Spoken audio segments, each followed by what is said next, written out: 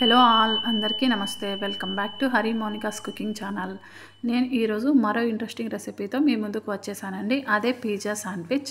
Pizza ఏంటి, sandwich ఏంటి, 2 recipes అనుకుంటున్నారా? కాదండి, 2 కలిపి ఒకే వాటిలోనే ఉంటుంది. చాలా అంటే చాలా టేస్టీగా ఉంటుంది. నేను ఇది కోవిడ్ టైంలో చేసిన నా సొంత రెసిపీ అంటే చాలా యమ్మీగా టేస్టీగా ఉంటుంది. హెల్దీ అండ్ వెజిటబుల్స్ వేయటం వల్ల పిల్లలకి కూడా చాలా హెల్దీ. మనం కూడా డైట్లో ఇంక్లూడ్ చేసుకోవచ్చు అండి. వెయిట్ లాస్ అవ్వాలనుకున్న వాళ్ళు. చూడడానికి చూసారా ఎంత కలర్ఫుల్గా ఉందో, తినడానికి కూడా అంతే టేస్టీగా ఉంది. చాలా అంటే చాలా హెల్దీ కూడా. సో మరి మనము ప్రాసెస్లోకి వెళ్ళిపోదామా? నేను వీటికి మల్టీగ్రెయిన్ బ్రెడ్ యూస్ చేశానండి. బ్రౌన్ బ్రెడ్ కూడా యూస్ చేసుకోవచ్చు. ముందుగా మనము ఒక బౌల్ తీసుకునేసి అందులో ఒక 50 గ్రామ్స్ ఆఫ్ పన్నీర్ తీసుకున్నాం. 50 గ్రామ్స్ ఆఫ్ పన్నీర్ అందులో మనము ముందుగానే పెరి మసాలా వేసేసి టాస్ చేసేసి పక్కన పెట్టేసుకోవాలి. మంచిగా టాస్ చేసుకోవాలి. ఇలా చేయటం వల్ల మనము పన్నీర్ లోపలి వరకు ఈ మసాలా అనేది పడుతుంది. తినేటప్పుడు చాలా టేస్టీగా ఉంటుంది మనకి. నెక్స్ట్ మనము మల్టీగ్రెయిన్ బ్రెడ్ తీసుకున్నాను. నేను ఫ్లాక్స్ సీడ్స్ ఇవన్నీ ఉంటాయి, ఓట్స్. అలా ఎడ్జెస్ ఫస్ట్ నేను కట్ చేసేసాను 4 సైడ్స్. బ్రెడ్ కూడా మల్టీగ్రెయిన్ బ్రెడ్తో చేయటం వల్ల చాలా టేస్టీగా ఉండిందండి. సో మనం ఈవెన్గా అలా ట్రిమ్ చేసుకునేసి నెక్స్ట్ ఇలా చపాతీ కర్రతో చాలా పలుచగా మనము నీట్ చేయాలండి. దీన్ని రోల్ చేయాలి. చాలా అంటే చాలా పలుచగా రోల్ చేయాలి.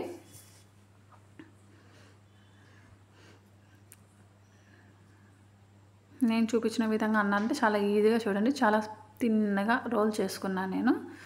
నెక్స్ట్ మనము ఇంకో బ్రెడ్ స్లైస్ తీసుకునేసి దానిపైన కొంచెం పిజ్జా సాస్, మయోనీస్ వేసుకునేసి, అది హోమ్ మేడ్ మయోనీస్ అండి. నేను నెక్స్ట్ ఎప్పుడైనా మీకు రెసిపీ చూపిస్తాను.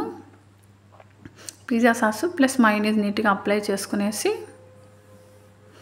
మనము ఒక చీజ్ స్లైస్ తీసుకునేసి దీనిపైన మనము అమర్చుకోవాలి ఈ విధంగా. నెక్స్ట్ మనం ముందుగా చపాతీ కర్రతో పల్చగా చేసి పెట్టుకున్నాం కదండి బ్రెడ్ స్లైస్ని, అది కూడా వేసేసి నీట్గా మరి దానిపైన టొమాటో కెచప్ ప్లస్ మయోనీస్ మళ్ళీ అప్లై చేయాలి. ముందు పిజ్జా సాస్ అప్లై చేసాము, ఇప్పుడు టొమాటో కెచప్ అప్లై చేసేసి మనం ముందుగానే మ్యారినేట్ చేసి పెట్టుకున్నాం కదండి పన్నీర్, అది అన్ని ఈవెన్గా స్ప్రెడ్ చేసుకోవాలి మనం అక్కడక్కడ. నెక్స్ట్ మనము క్యాప్సికమ్, నా దగ్గర గ్రీన్ క్యాప్సికమ్ ఉంది కాబట్టి నేను గ్రీన్ క్యాప్సికమే వాడాను. ఇంకా మీ దగ్గర sweet corn, bell peppers, yellow, red అలా ఏమున్నా వాడుకోవచ్చు. నేను నెక్స్ట్ టొమాటో యాడ్ చేశాను.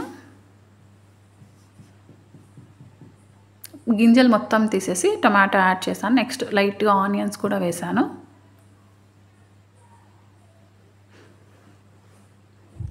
వేసేసి మోజరెల్లా చీజ్ ఉంటుంది కదండి, అది ముందుగానే మనం క్యూబ్స్ చేసి పెట్టుకోవాలి. నెక్స్ట్ ఆర్గానో వేస్తున్నాను నేను పిజ్జా టేస్ట్ వచ్చేదానికి. ఆర్గానో అలా స్ప్రింకిల్ చేసిన తర్వాత ముందుగానే మోజరెల్లా చీజ్ ఉంటుంది కదా, అది క్యూబ్స్గా కట్ చేసుకునేసి స్ప్రెడ్ చేసుకోవాలి.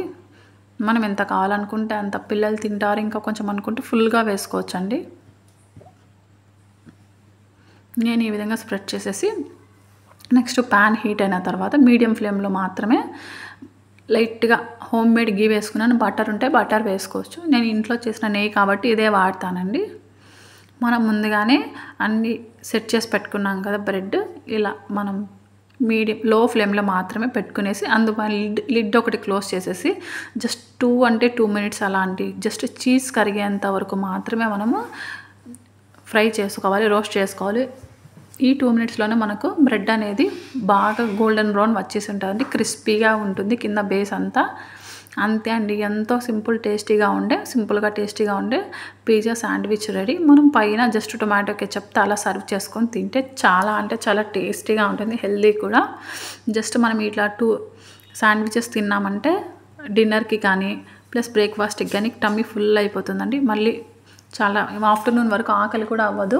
సో ఇలాంటి మరిన్ని ఇంట్రెస్టింగ్ రెసిపీస్ కోసం నా ఛానల్ సబ్స్క్రైబ్ చేసుకోండి. Thank you.